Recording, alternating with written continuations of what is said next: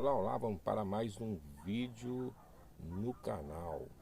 E o impacto, vamos continuar com a nossa experiência sobre o impacto de certas leituras na vida de um homem de classe operária e de morador de comunidade, o que se convenciona chamar de ignorante.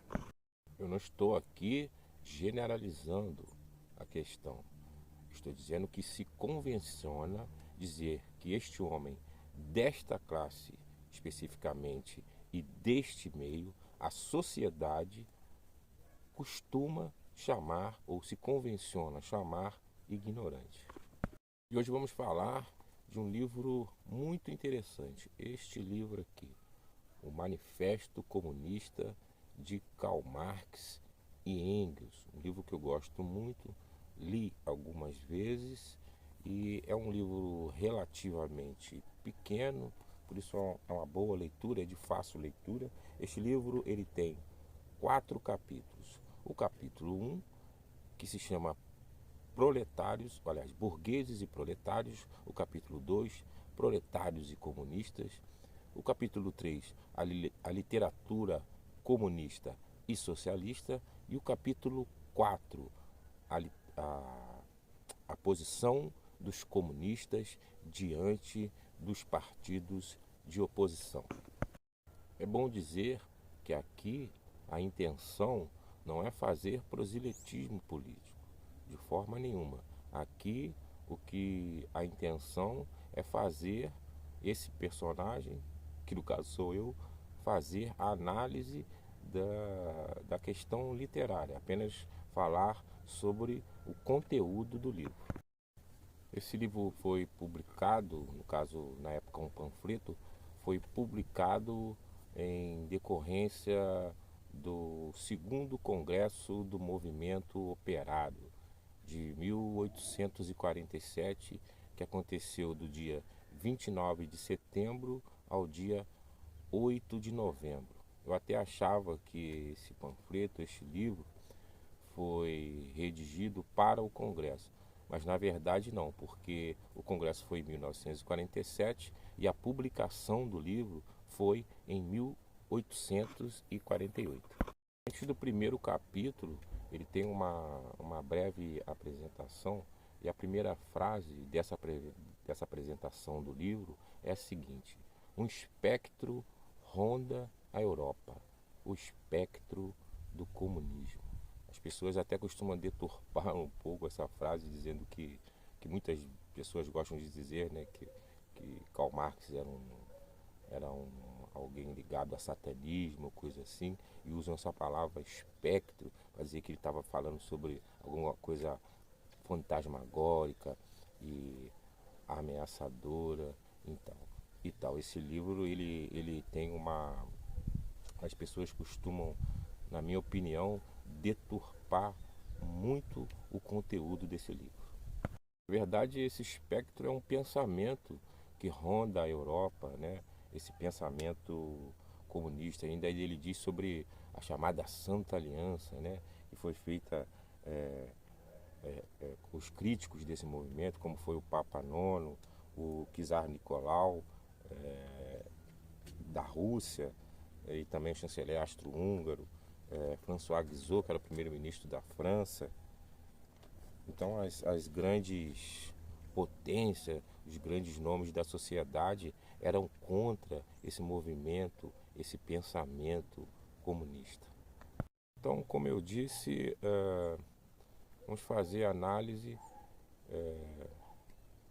que serão 4 vídeos, na verdade, são 4 capítulos, então decidi fazer uma série de 4 vídeos, cada um desse vídeo falando de um dos capítulos. E hoje nós vamos analisar o primeiro capítulo, que tem como título Burgueses e Proletários.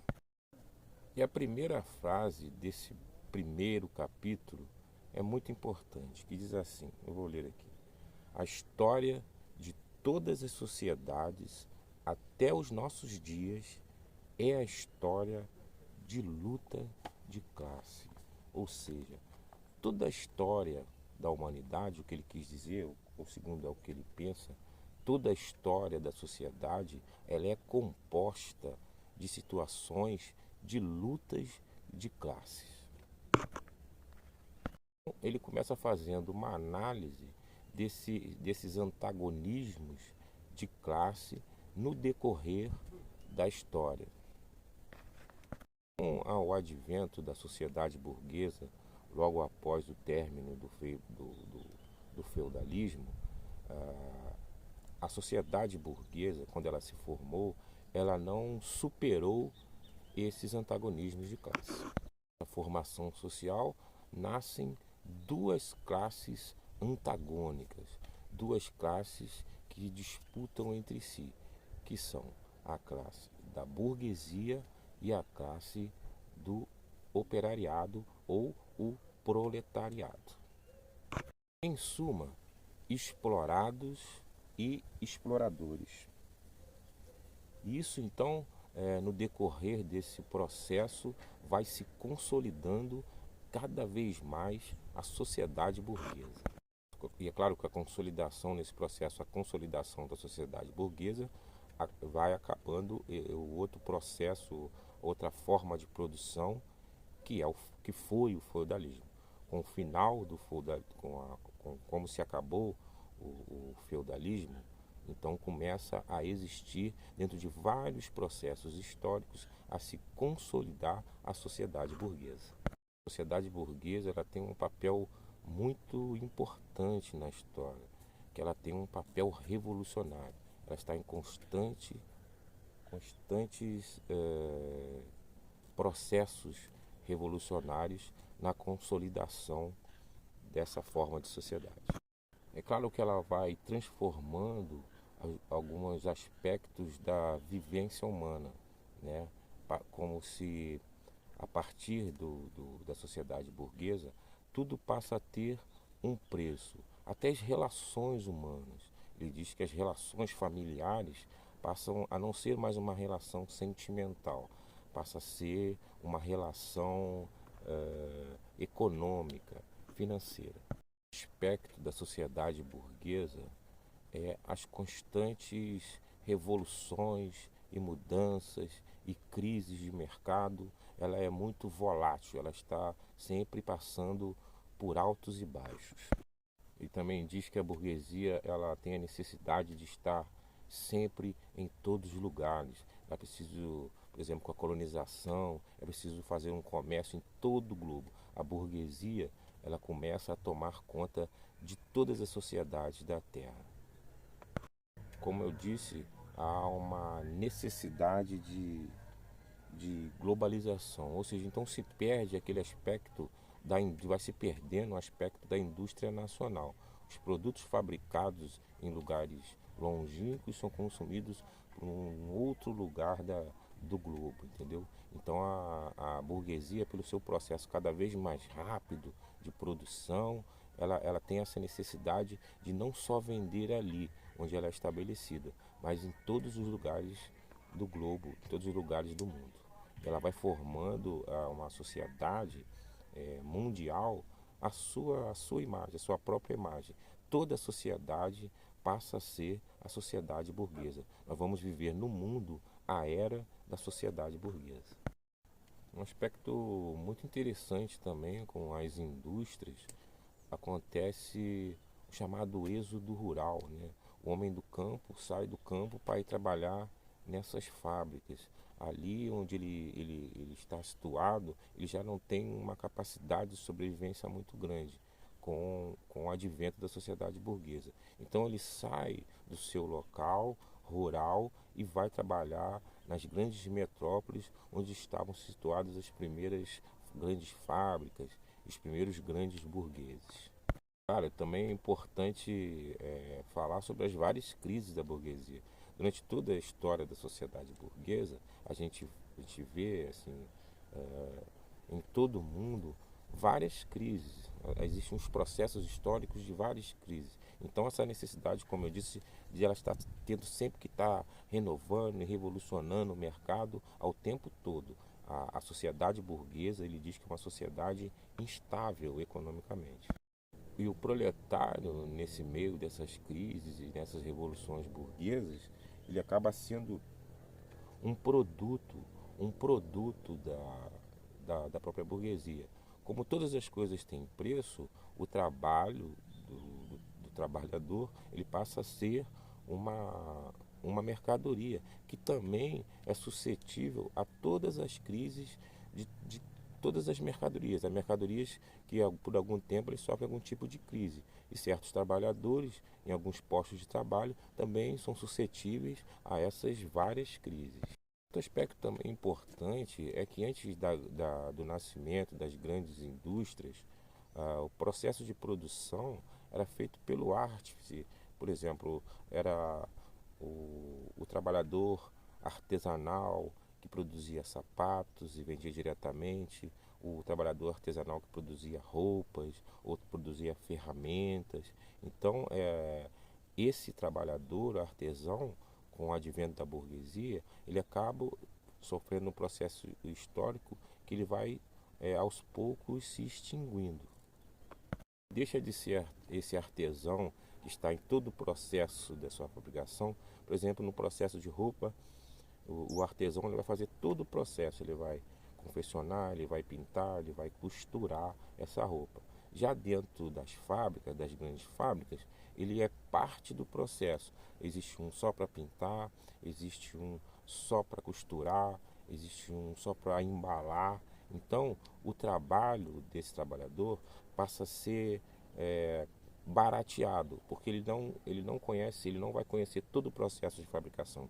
Ele vai conhecer a sua função específica. Isso faz com que o trabalho, com o preço do trabalho, seja barateado, porque ele fica mais simples e mais monótono.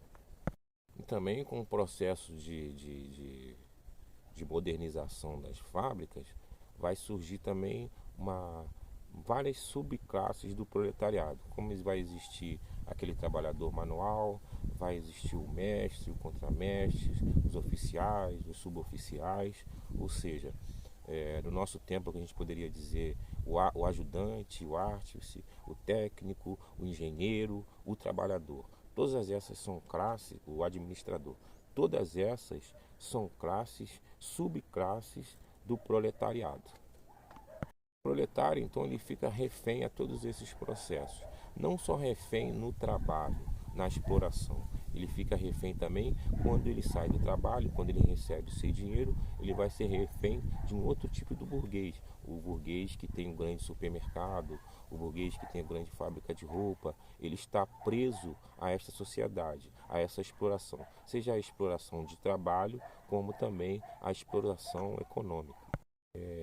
E é importante e interessante também que ele usa um termo muito interessante, que é o termo que Marx e Engels usam, que é o chamado Lupen proletariado. O que é o Lupen proletariado? Lupen é uma palavra alemã que quer dizer trapo, farrapo. Então existe um personagem que é o chamado Lupen proletariado, ou seja, o farrapo do proletariado. É aquela classe mais baixa do proletariado, mais miserável. É aquele que ele às vezes tem trabalho, às vezes não tem trabalho, ele é suscetível às crises, como eu disse, da burguesia. Ele fica uma parte da sociedade sem muitas perspectivas. Ele acaba não tendo nem a consciência de classe, nem que ele está sendo explorado dentro daquela miséria, porque ele também é mais uma ferramenta da sociedade burguesa, o chamado lupenproletariado. É claro também que ele faz uma crítica à acumulação de capital por parte da burguesia. A burguesia acaba ficando com uma riqueza muito grande, concentrada. Acaba que a burguesia acaba sendo uma classe de poucas pessoas, mas com muito dinheiro. Hoje nós sabemos, com muito capital e muitas propriedades. A gente sabe hoje que as grandes riquezas, os grandes ricos, eles acumulam, só ele, só a família dele, um tamanho de propriedade, uma quantidade de propriedade que é muito maior do que milhões de pessoas juntas não têm o que um burguês só tem com o advento da sociedade burguesa. Ele faz essa crítica. Também é importante a gente entender que todo proletário ele não quer ser um lumpen proletário. Então ele vive sobre, assim como as empresas vivem de concorrência, o proletariado, ou seja, o homem trabalhador, eles vão concorrer entre si, cada um querendo galgar dentro da sociedade burguesa um nível maior. Então existe aí a concorrência. E essa concorrência, com certeza, ela vai para a destruição mesmo do trabalhador. O trabalhador que compete um com o outro, vai competindo um com o outro. Sempre é aquele que nessa competição ele vai ficando cada vez mais miserável, mais paupérrimo. A concorrência entre os trabalhadores, na opinião de Marx, é para a destruição do trabalhador. Também fala um aspecto importante, porque ele diz que esse acúmulo da burguesia, da apropriação cada vez maior da burguesia, ele acha que a burguesia está cada vez mais cavando a sua própria cova, a sua própria derrota, porque ele acha que algum momento esse proletariado, esse povo vai se conscientizar de que aquela acumulação de propriedades ela é injusta. Então ele vai ter essa consciência e vai querer a destruição dessa burguesia. Ele, claro, ele acaba acreditando nessa revolução do proletariado. Alguns que acham que ele está pregando uma revolução armada, que toda revolução do proletariado ela é uma revolução armada. Mas na verdade, o que eu acho que a revolução do proletariado é uma revolução intelectual, diante da consciência de classe do trabalhador, dele vendo que ele está sendo explorado, ele vai querer mudar essa sociedade. Ele acha que a revolução está realmente nas classes, está nas mãos das classes mais baixas da sociedade. Assim como foi destruído o feudalismo, a monarquia, como foi a história da Revolução Francesa, tudo isso ele acha que está nas mãos do explorado a mudança do sistema. Mas não é verdade, porque o burguês não vai querer mudar esse sistema, porque ele é quem lucra com esse sistema. Tem que haver uma consciência de classe na classe trabalhadora, porque o trabalhador, esse já é um pensamento meu, ele não pode ter a consciência, vamos dizer, o dito vencedor da classe operária, ele não pode só pensar na condição dele, ele tem que pensar também no que nós falamos sobre o lumpen proletariado, aquele que está na miséria, que também trabalhou, perdeu o seu trabalho, perdeu a sua mão de obra por causa das várias crises da sociedade burguesa. Então a consciência de classe, a consciência de que aquele miserável também faz parte da sua classe, que você vai ter aquele pensamento de mudança. Consciência de classe é uma consciência que você não vai pensar somente na sua questão individual. Você vai pensar numa questão maior, na questão de todos da sua classe. Não só você, mas toda a sua classe. E como se vê que aquele lumpen proletariado foi vítima do sistema burguês, você, que também é um proletário vencedor, pode também ser suscetível a essas crises. Enfim, essas foram as considerações do primeiro capítulo do nosso manifesto do Partido Comunista. Volto a dizer que será uma série de 4 vídeos que nós vamos elaborar e tecer as impressões sobre cada um dos capítulos em cada um desses vídeos. O próximo vídeo nós vamos falar também do livro, do segundo capítulo, que fala do proletariado e os comunistas. Nós viramos agora, lembrando, falamos sobre o primeiro capítulo, burgueses e proletários. E agora no segundo capítulo, os proletários e os comunistas. Isso no próximo vídeo.